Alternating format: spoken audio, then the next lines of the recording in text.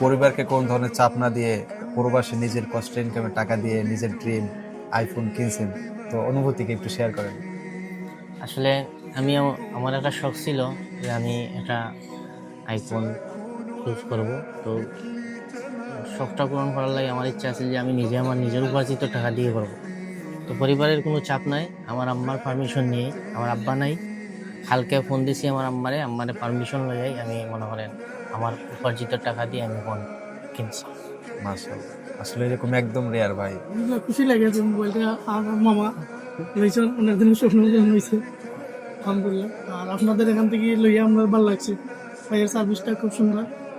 তো next time আমরা যারা দেখো ভাই, দেশি ভাই থাকলে আইবা, ইয়া দোকানটা ভিজিট করে দেবা ইনশাআল্লাহ। সবাই ভালো থাকেন, আল্লাহ হাফেজ। আপনি সন্তুষ্ট? ইনশাআল্লাহ আপনাদের সার্ভিসে সন্তুষ্ট। আরো আমার পরিচিত যারা আছে বা কাতারে যারা বাংলাদেশি বা সিলেটের, বিশেষ করে আমরা মৌলভীবাজার সিলেটের বসবাস যারা করে, সকলের কাছে রিকোয়েস্ট থাকবে যে আপনারা যারাই আছেন ভাইয়ের দোকানে আসবেন, আসে ভাইয়ের দোকান ভিজিট করবেন, সবার প্রতি অনুরোধ রইল।